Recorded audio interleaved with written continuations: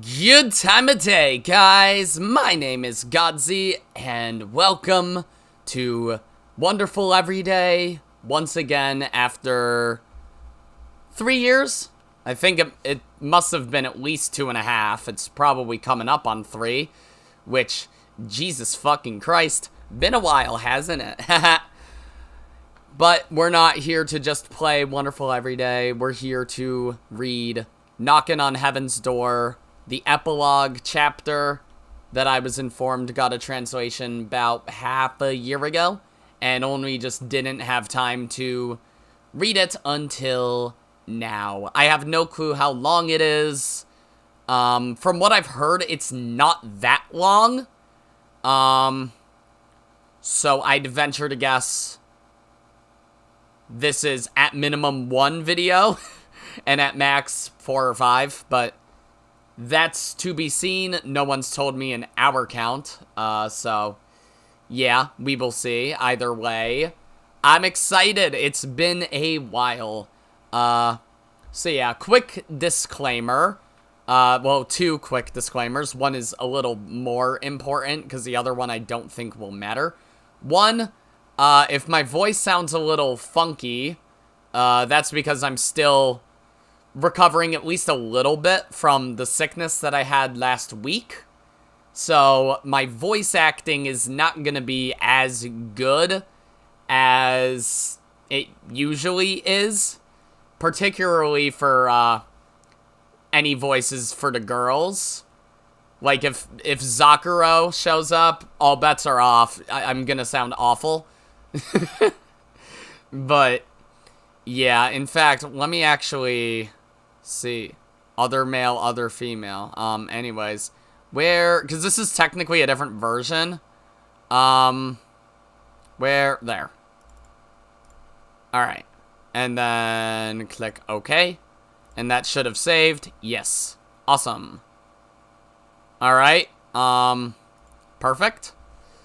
So, in case you're new here, for some reason you're new watching this and haven't seen my regular playthrough of Wonderful Everyday, I do keep voices off. So, yeah, I do my own voices. I understand the argument that's like, oh, if your voice is messed up right now, why don't you just keep the in-game voices on? Posterity. For posterity's sake. That's why. I'm still gonna do my best, and who knows, maybe I'll do better than I expect. But, yeah.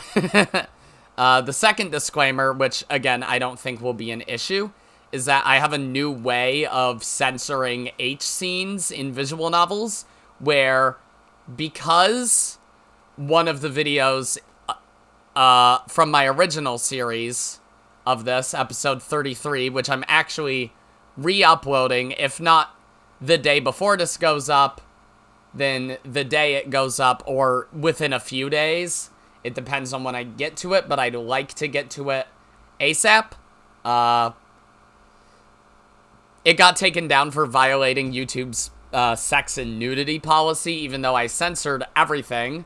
But, you know, YouTube is occasionally prudish, and it's not like the video isn't explicitly, you know, it's like 60% H scenes, one of which starts within 5 minutes of the video beginning. That was from the Looking Glass Insects chapter, where Megu and Satoko were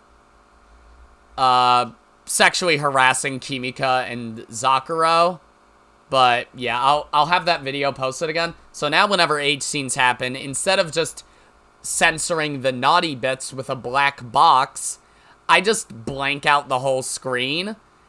And since it's a visual novel, and you can't really see what's on screen anyways, with all the black boxes being an eyesore, it's functionally audio only at that point. Sometimes I'll throw up a funny image.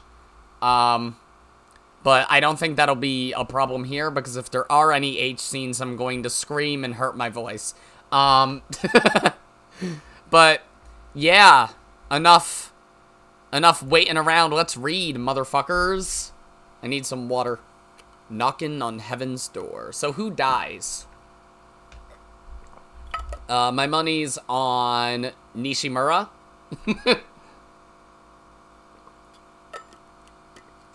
I enjoy water very much. Alright. So, since it's an epilogue, I'd venture to guess it comes after probably the Sunflower Hill ending, if I had to guess. I don't remember what the other one was called, and then there was N-Sky 2, so yeah, that's the only one that seems like character-driven enough to actually have an epilogue, but whatever. Time to do my best voicing. Yay. Hey, Tomosane, your tie's crooked. It's fine, I'm already running late. It is not fine. Here, turn towards me. Okay. As she said that, Yuki began fixing my tie. Great. Oh, I'm sorry. How long has it been? Do you think Hasuki-chan's having fun at university? Also, I say honorifics now. I don't think I did back during my regular Wonderful Everyday playthrough, so that's a thing I do now just because it sounds more natural. The only reason I didn't back then was because, I don't know, I wanted to keep it as authentically English as possible, even though, who gives a fuck? Yeah. I guess I should give Tomosane a deeper voice if he's old enough for Hasuki to be in university. He's probably, what, 23, 24, if I had to guess? Don't know. I don't really know what it's like at university, so I can't say for sure. Jeez, if it were my personality in control, I could have gotten us in with a scholarship, no problem. Like I care. Besides, how could you even study? Well, because I'm intelligent, of course. I had a whole chapter where I was a sleuth. You used the same brain as me, though. Sure, but our consciousnesses are different.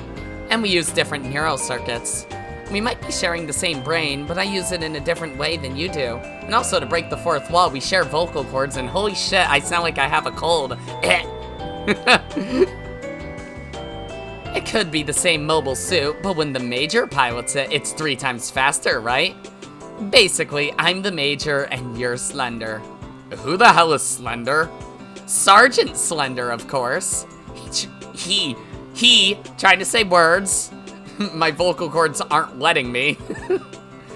He trusted in his Major's words that it doesn't matter what happens, as long as you don't get hit, and supported him. But in the end, he got taken out in one shot. After he got hit, the Major was all shocked like, so its rifle is as powerful as a battleship's main cannon. But how awful of the Major. How was Slender supposed to rest in peace after dying in such a pitiful way? Jeez, what the hell is up with that, Tomosane? What are you getting mad at me for? Just kidding. Anyway, you know, Tomosane, fixing your tie like this, I just thought that it's almost like we're newlyweds. I just wanted to talk a little longer. Are you trying to make me late? That's not really my intention.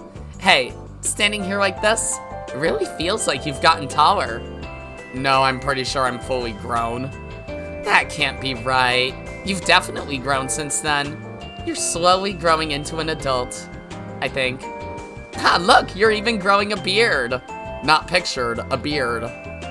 Saying that, Yuki tugged down on my tie. The hell are you doing? If you pull down like that, you're gonna wring my neck. Let's see. Just a little. Yuki began rubbing her cheek against my jaw. Not pictured, rubbing her cheek against his jaw. There's no way at that angle. I know it looks like they're touching, but there's no way they are. Your cheek's a little fuzzy. Did you shave properly? He's got less facial hair than I do. And I don't have facial hair. It's fine. You can barely tell just by looking at my face anyway. You can't be making excuses like that. Your One-san won't allow it. Right now, the only thing I can't be is late. Oh, you'll be fine. If you run out the door at full speed, another 3 minutes should be fine. Why the hell should I have to sprint all the way to the station first thing in the morning? Well, how should I put it? So I can do this. She rubbed her cheek against my chin again. I forget how the metaphysical physics of this situation work, but considering that they did fuck at one point, I can only assume it's like she's basically a physical person. I forget the exact rules though. This way I can really feel how your beard's growing, or lack thereof. You don't need to feel that! Yes I do, it's super important. Physical intimacy in the mornings is essential to a married couple's lifestyle. But we aren't married. You aren't real, how would that... I am married to my imaginary friend. Oh yeah, we're the government, we'll recognize that. Well, that's true. Someday you will fall in love with someone, and that's when I'll rest in peace with no regrets. But until then, we're a couple. So fuzzy. A couple until then? Ugh, look, I'm really gonna be late. Another minute and a half should be fine. Believe in the Tomosane that I believe in. Then let me shave! You're the one that said it was fine to leave it. If you're gonna just do stupid crap like this, then I'll shave it off. I pushed Yuki off of me and ran into the bathroom. Not pictured, bathroom. We carried on like that, and this ghost with the black frilly dress stayed with me. Whether she's really a ghost or just a figment of my imagination, it made no difference to me. I mean, is she not just a ghost personality of the girl that died when you were a kid? I was the only one who could see her, other than Takuji, but I'm the only one who can see him. And he's also dead, right? Is his... I forget the rules. It's been a while, okay? And she was always by my side. Yuki spoke as she stared at the sky from the train's window. Pioneers of aerodynamics. Oh god, we're getting into nerd shit already? What's that? Alexander Gustav Eiffel. He stands in front of the tower that he built by himself. Speaking of, I have the Lego set of the Eiffel Tower. It was $680 with shipping and tax. But it was worth it. It's fucking cool. If that's the case, don't you think that a girl would at least want to stand next to someone she loves? I have absolutely no idea what you're talking about. I'm talking about the dream of the aerodynamic girl. A lot's happened since then. After graduation, I started working. Considering everything that happened in that incident, it's a miracle that I was able to find a job. A patron of the bar happened to be an executive director of a certain company. He took a liking to me and hired me. Having come to a bar like that, the guy was probably gay, but he never hit on me or harassed me. Oh, I forgot Tomosane is homophobic. Rather, it felt like he was genuinely concerned about me. It's almost like queer people can be normal. Tomosane redemption arc. That's why this epilogue exists. I had considered post-secondary education. You can just say college, you fucking nerd. But didn't really want to do any more studying. So it's for the best that I ended up working for his company instead. You're always lying to yourself like that. How can you tell what I'm thinking? Probably because we've been together for so long. When you feel strongly about something, or if you're just thinking something over, I can just tell. Just now, you were thinking something you've thought over and over, trying to convince yourself. You were saying it to the you of the present. You're such a sweetheart. As she said that, Yuki brought her face close to mine. Jesus Christ. I don't know if it's just me, but she was not that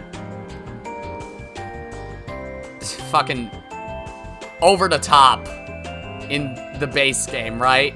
She's a ghost. She shouldn't be aging, correct?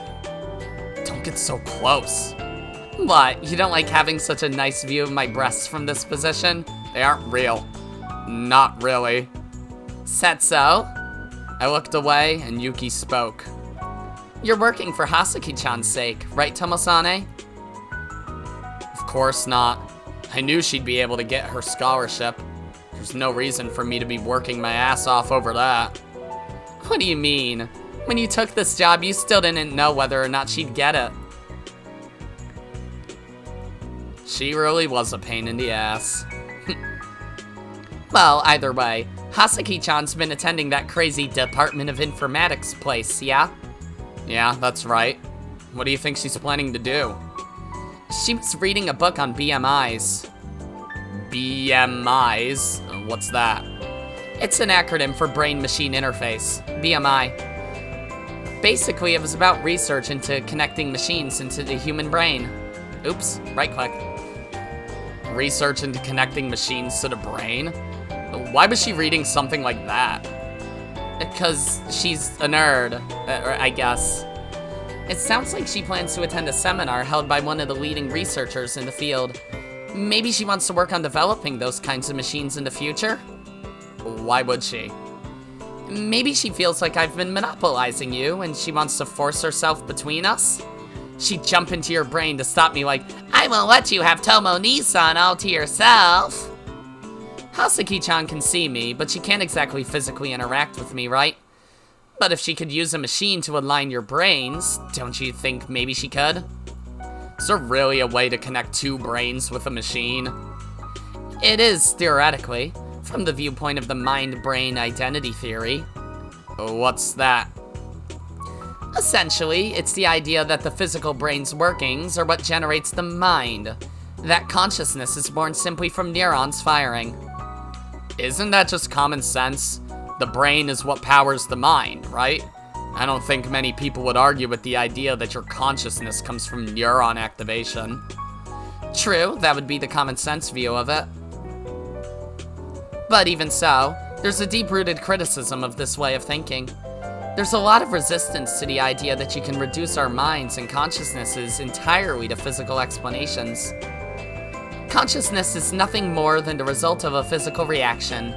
Put that way, it's a bit sad, don't you think? Really? I thought that's all there was to it. For example, let's say we want to pinpoint the feeling of pain in a physicalistic sense. To do that, it would be a simple matter of finding which nerve fibers fire signals when pain is felt in the body. And then it would be possible to explain the phenomenon of pain, you would think. If you could find the common nerve fibers to activate in everyone's brain when they feel pain, to generalize it, then that would be pain's true form. Makes sense to me. Fucking guy in the background, just being like, why is that young man talking to himself? Whatever. I'm too sleepy and faceless for this. I really need to get a marker so I can draw a face on myself. That'd really get the ladies. I'm a good artist. Though I can't see, so I really don't know what art is. Anyways. But you know, if you think about it for a minute, isn't this kind of strange? For example, what if we remove this bundle of pain-producing nerve fibers from the rest of the brain? We could stick it in a test tube or something with some cultivation fluid to keep it alive. The nerve fibers would still be able to fire off signals while floating in the fluid. These signals that are supposedly the source of pain, but this bundle of nerve fibers in a test tube wouldn't actually be feeling any pain in this case, right? Nobody would be feeling pain at all. It's just a bundle of nerve fibers sending signals in a test tube. Isn't it weird? That's what I'm getting at. How do you know all this shit? Do you have Google in your ghost brain? Actually, it's Bing. Well, whatever works. Well, you need other parts of the brain to actually process and feel the pain, right? If you just remove the part that sends the pain signals without the parts that receive them, it's a bit pointless, isn't it? Sure, but if you need other parts of the brain, you can't really say that bundle of nerve fibers is the true form of pain. That'd be putting the cart before the horse, right? Then I'm not sure. I don't know. The genius Yuki has splendidly bested Tomosane in this debate. You watch too much Ben Shapiro. Were we having a debate? Your Yuki-ne is always ready for a battle of wits. I'm sorry. Why are the choices in Japanese?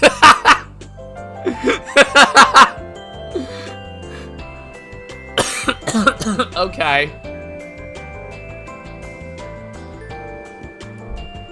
Jesus Christ. I've never tried to use this, but Google Translate camera, is that a thing? Because I have no idea what these say, not even a clue. Let me just Google it on my phone real quick. Sorry, I was not aware that this was a thing. Google Translate camera. Please don't be something I have to install.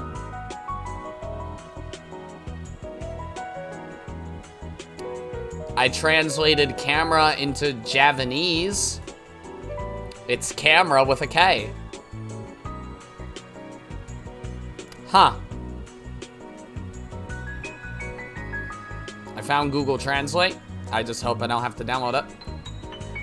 I'm just gonna give myself a minute. If I can't, I'll just choose one and move on. Images. Lens Translate.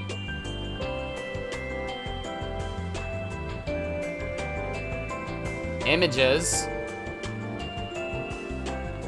What am I doing? Couldn't I just look up what the choices are supposed to be? I don't want to spoil myself though. Whatever, we'll just save here. Why is there an autosave? Oh, that looks like a CG from later in it, where she's got her boobs on his head for some reason. Okay. Well, glad I saw that. Great. Anyways, top one. Then let's keep talking for a little while. I'm guessing the other one just says shut up or something then. This might be a rough comparison, but it's kind of like having a game console powered on that's not connected to a TV or a controller. The game's running, but you can't play it. Therefore, the game can't actually do anything. Is that basically what you're saying? Not a great metaphor, but I get what you're trying to say. Something as complicated as consciousness would require a certain fixed amount of information, wouldn't it? I think that having more than that fixed amount of information is what gives meaning to the variety and integrity of the brain's signals. Consciousness is born from the diversity of signals fired in unison by nerve bundles. So if we separate those bundles from the brain to observe them, the brain itself loses its original function. If a part of the brain is damaged, it can lead to changes in personality and other disorders. For example, damage to the cerebrum can make it difficult to keep track of time.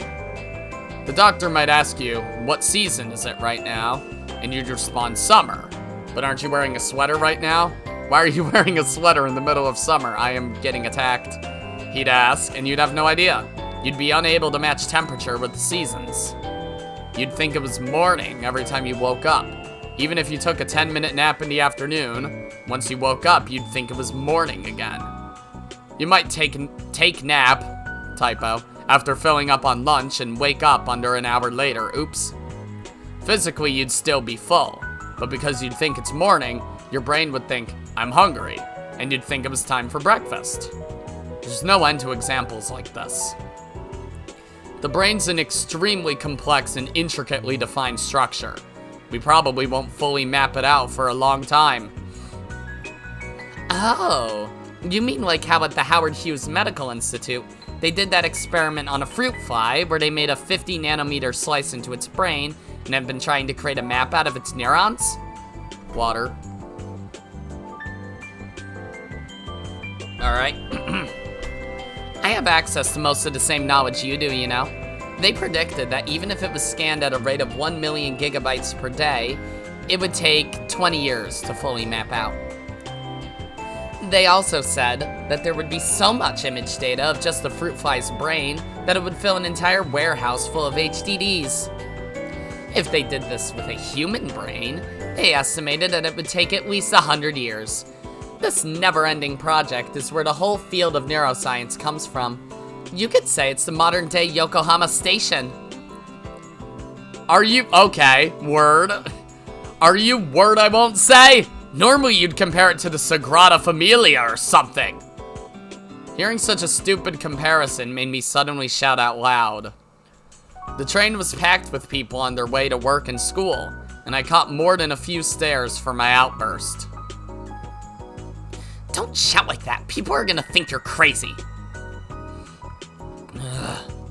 Well, to be frank, most people would say that someone who has conversations with a voice in his head is pretty crazy. I resent that remark. Oh, shut up. Where is my mind? I've gone insane. Something like that. Oops. Well, you might not be too far off. Where is my mind? Where is my consciousness? If you put it like that, it's pretty close to what we're talking about.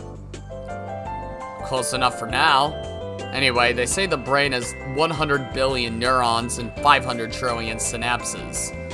When you consider how many possible combinations of signals there are among them, there's an unfathomable amount of possibilities.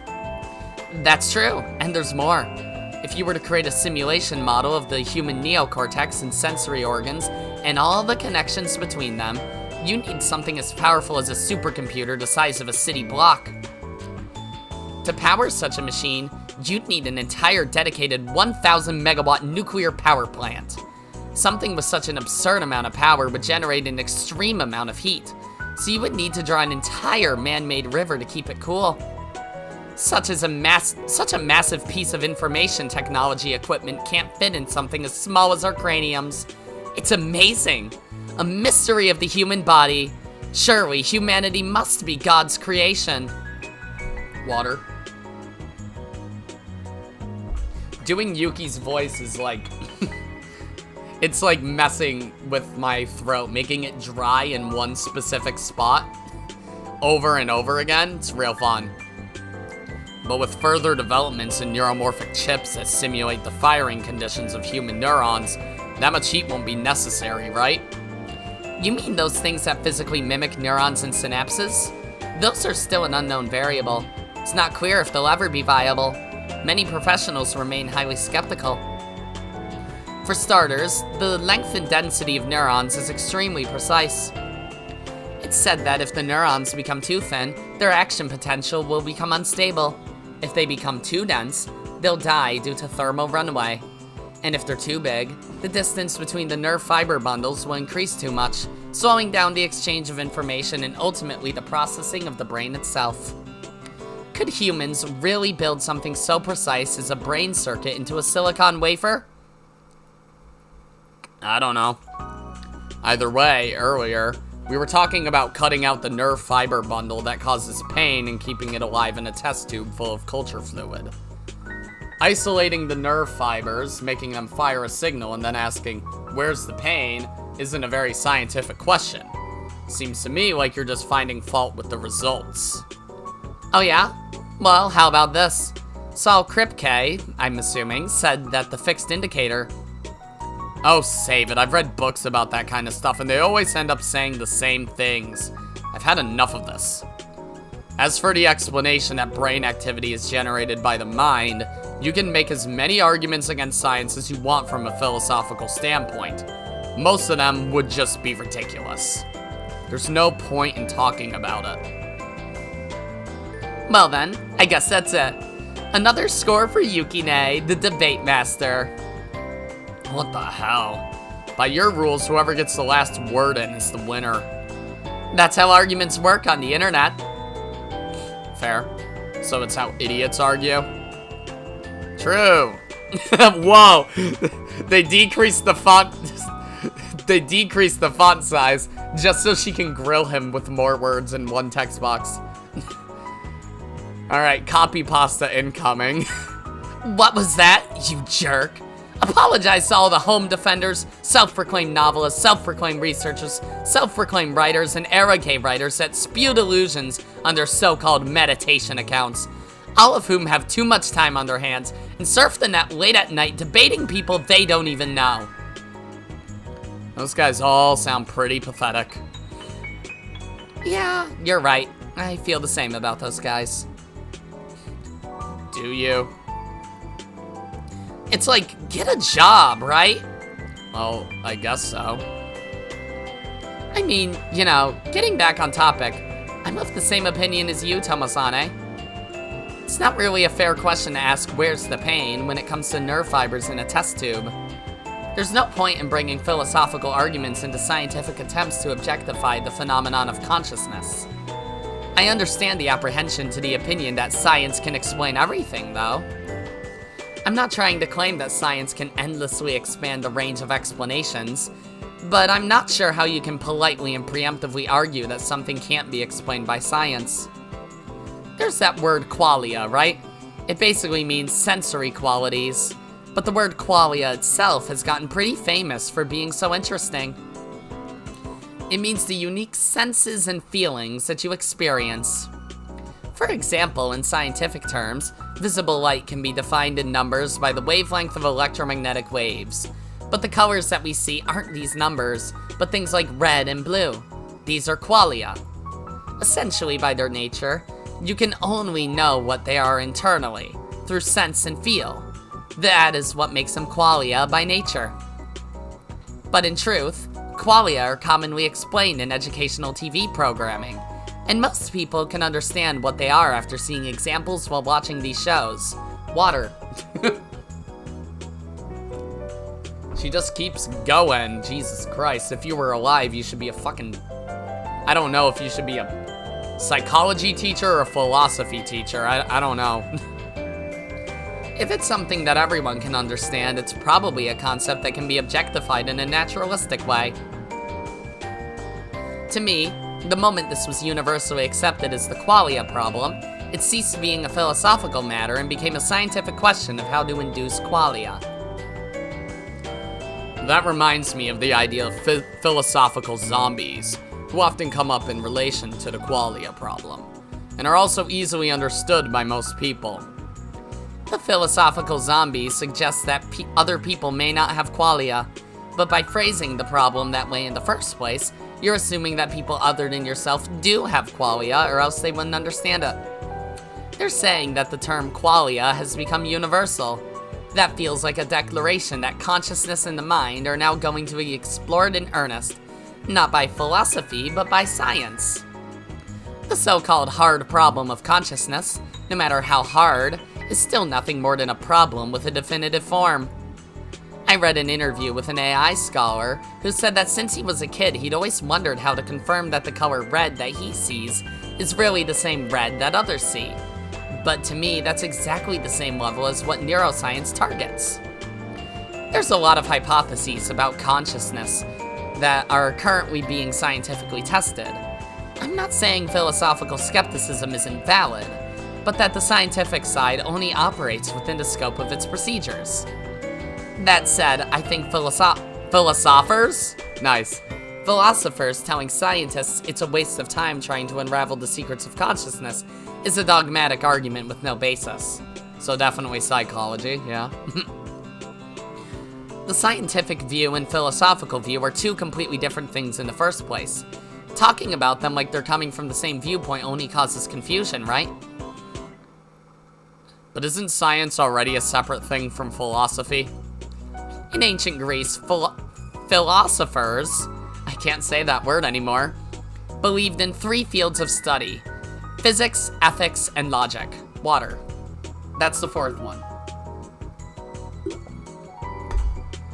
One historically significant book on Newtonian mechanics is titled Mathematical Principles of Natural Philosophy. As you can tell from the inclusion of philosophy in the title of this book, that became a cornerstone of modern physics. Physics was taught as a form of philosophy in Newton's time. What I'm trying to say is that all kinds of study are essentially specialized forms of philosophy. Generally speaking, specialized fields of study have been successful in objectifying all kinds of philosophical problems. We create a kind of system for impressions, or maybe ideas, of memories. We include everything we recall as having occurred, whether through our internal experiences or sensory functions.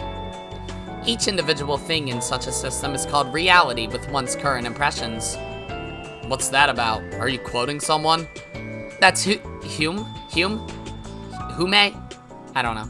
He wrote it in a treatise of human nature.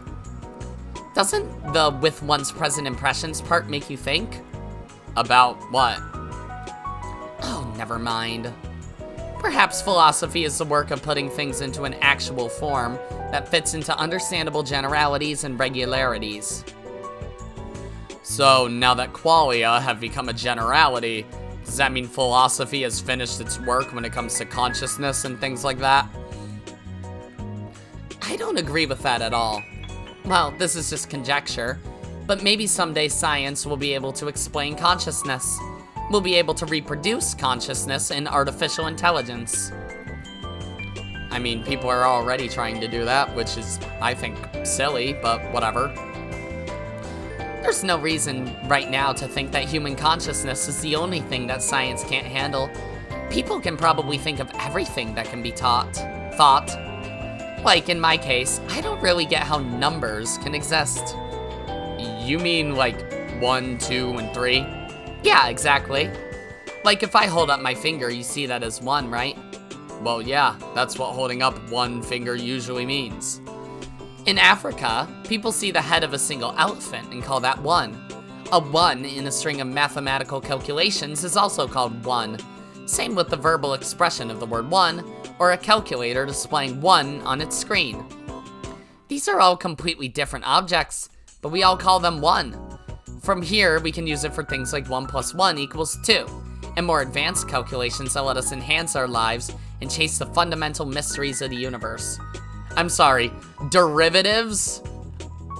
People studying that aren't chasing the fundamental mysteries of the universe. That's like, fuck, what's the word? Astronomers.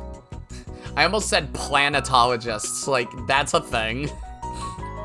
People talk about the discovery of 0 as a huge historical revelation, but negative numbers are pretty significant too, right? I don't know what the function really is of negative numbers, they just kind of exist. Like, I guess. For example, let's say you lend me 130 yen. I use it to buy a can of juice. The money's gone. Since I started with no money and we can't go any lower than 0, I now effectively have minus 130 yen. No, you have 0. Like, I mean, if you're in debt, then the debt is a positive number that you owe to somebody.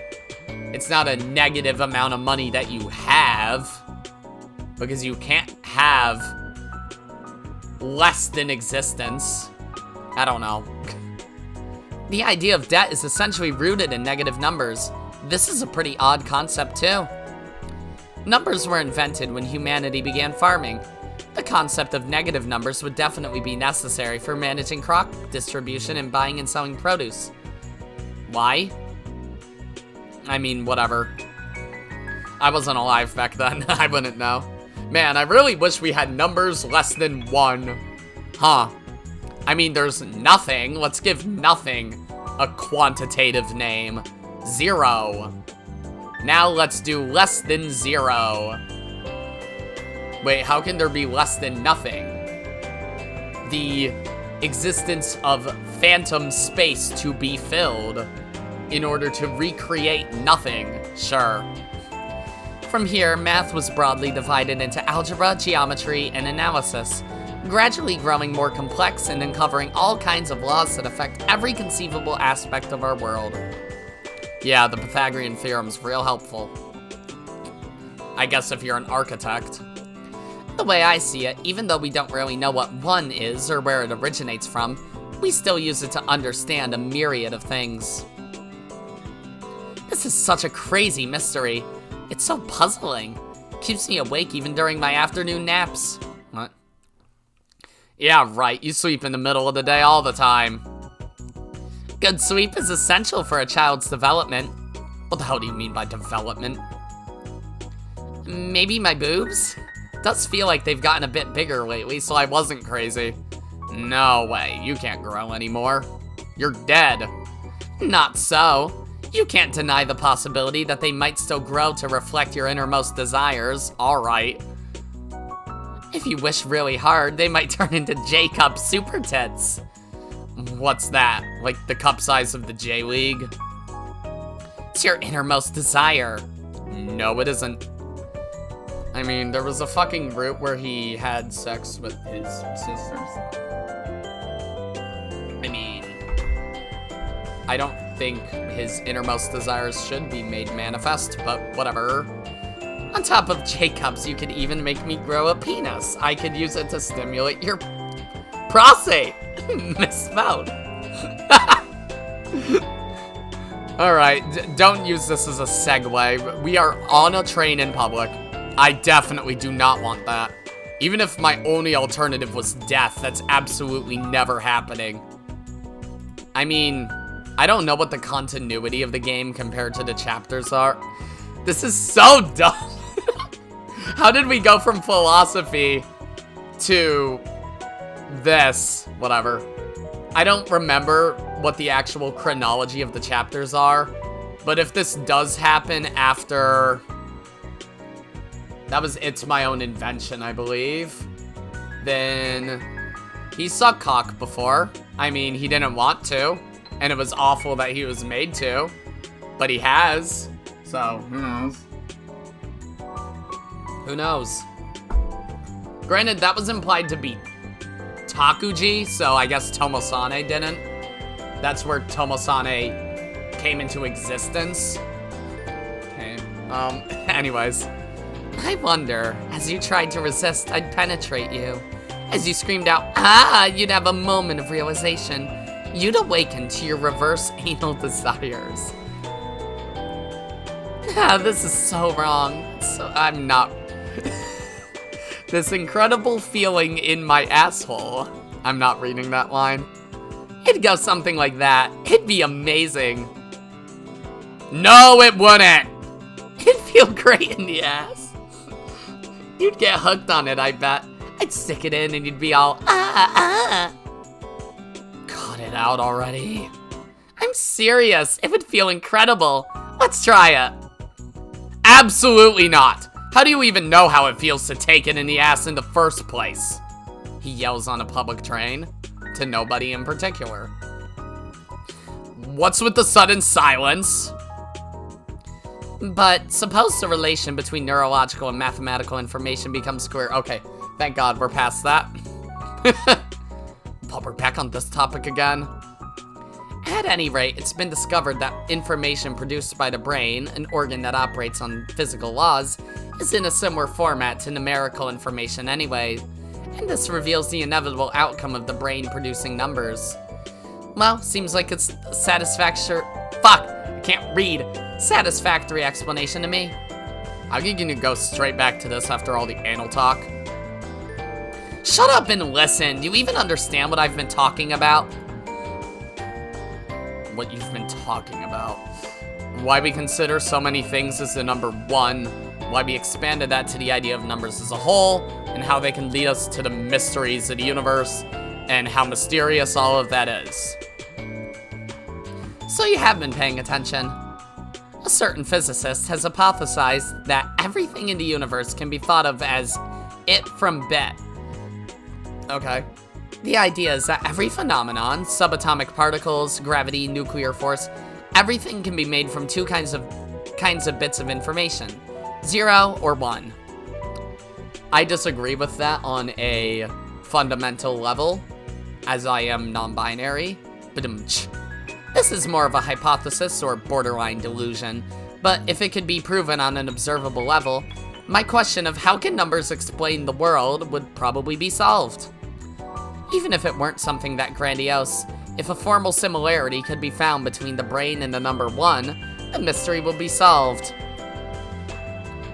But if the it from bit theory were proven, wouldn't all philosophical problems be solved? Not just consciousness, but at a universal level? You think so? I completely disagree. Even if we objectify the thing we call consciousness, that thing is still different from me. In simple terms, it doesn't matter how much you objectify and generalize things. I am me, now is the present, this place is here. We'll never be able to truly grasp the fundamental mysteries of I, now, and here. I believe there's a fundamental difference between this question and the so-called hard problem. Even if consciousness could be explained, a lot of open philosophical problems would still remain. If anything, we'd still be close to the fundamental object problem, which couldn't be objectified with the name consciousness. Why is there even a word for qualia in the first place? The word qualia is used to objectively describe sensations that are extremely subjective depending on the person.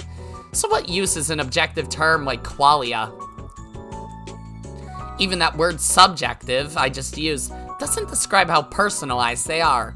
Yet qualia is used in a generalized sense and incorporated into philosophical discussions. Subjectivity would suggest that we don't have some consciousness meter, but using we when talking about subjectivity seems strange, right? In fact, there seems to be a lot of confusion in that area. Wittgenstein, genius that he was, explained that solipsism cannot be said, but it shows itself. I think that's exactly it. What the fuck is solipsism? Oh my god, paragraph. Girl! Relax, write a book or something. It's fine when it's something that's been completely scientifically objectified, but it gets confusing when you add in things that aren't. Especially when it comes to things like philosophical discussions. It's easy to start incorporating scientific words, but that can complicate things so much that you can't tell what's what. Philosophical arguments should only be made from philosophical viewpoints. It's dangerous to mix? Did I say mix or six? I don't know. It's dangerous to mix science-specific viewpoints in, as it can add confusion to the base of your argument. I was reading a book on philosophy recently. Oh, you don't say! It said something like, my body is the world. It went on to explain, even in the terms of material relationships like those between oxygen and carbon dioxide, my body is circulating and connected on a global scale.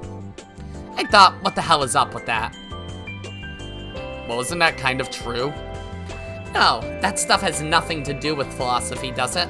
That's just the kind of scientific worldview that even a slightly intelligent grade schooler could come up with. Water. I'm almost out of water. Fun. How should I put it? It's like Fukuoka supremacists who say, Fukuoka's the best, huh? Why would I ever leave? There's no better city on earth. They never leave Fukuoka for their whole lives, so why would they say my limit is the limit of Fukuoka? I mean, that's what my dad does with the town he grew up in, which is the same town I live in.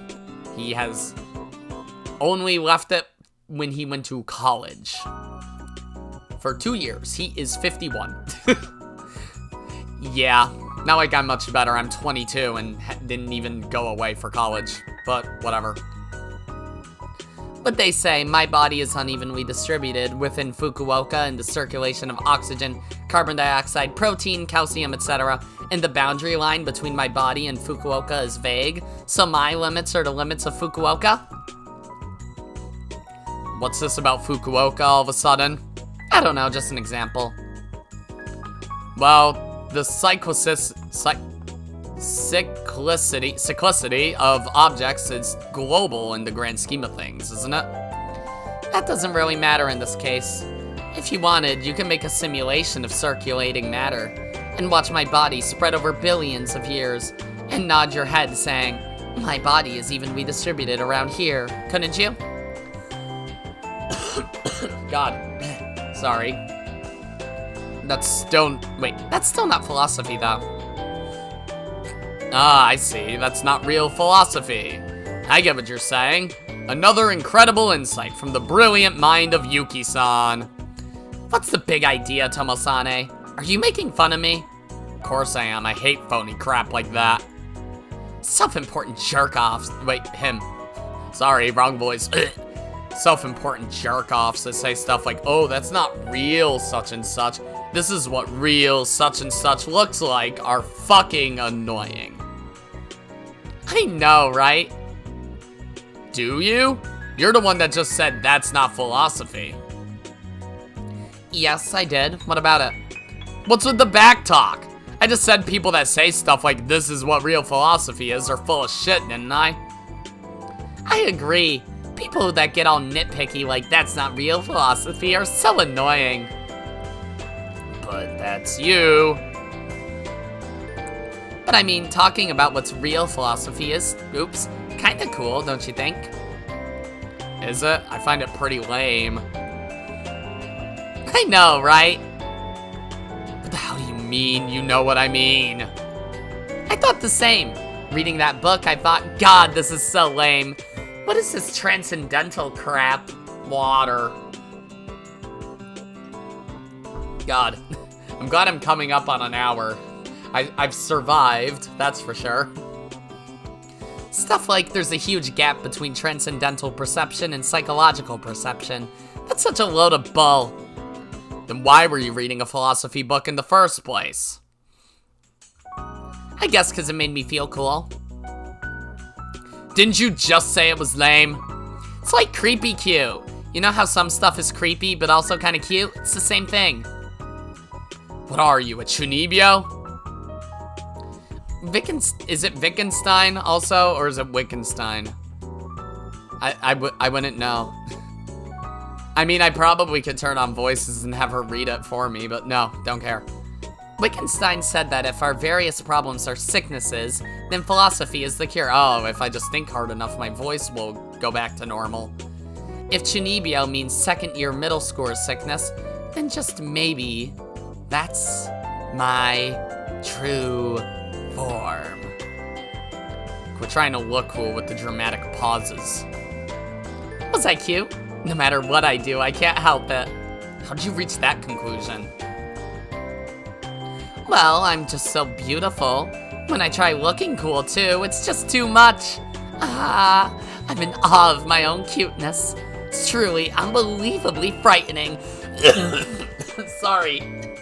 I can hardly keep up the voice at this point. And I'm out of water. Yeah. Please either change the topic or give me a scene transition so I can end the episode, because yeesh. The fact that you think that way is the only truly unbelievably frightening thing about you. Oh well, who cares about that anyway? Anyway, what I'm getting at is if Hasuki-chan could really drill a hole in your skull and stick some electrodes in your brain in order to meet me so we could duke it out, I think that'd be fantastic. Hold on, that wouldn't be good at all. Do you really think that's what she's planning? Well, her beloved Tomosane has been stolen away by the beautiful and illustrious Yukine living in his brain, right? To drive out the beautiful Yukine, I'm sure she'd go as far as drilling a hole in your head and inserting electrodes into your exposed brain. With the power of science, she'd do her best to expel the ghost of Yukine once and for all. But if you two really went head-to-head, there's no way she'd be able to beat you, right? Not necessarily. If she had the power of science on her side, she might have some way of nullifying the time compression effect of lucid dreaming. She could void it entirely or copy it. She could totally alter the rules of cause and effect. She'd be a foe with the most powerful abilities imaginable. I mean, she can already see me and talk to me without even using a BMI. Feels like she should already be able to physically touch me too. If anything, I think a BMI would give her even stronger abilities than I have. Yeah, that's true. With technology that lets you hack into someone's brain, it'd probably be easy to manipulate everything that happens within it. She'd truly be a modern exorcist, but I won't give up so easily. I have all the willpower of an evil spirit.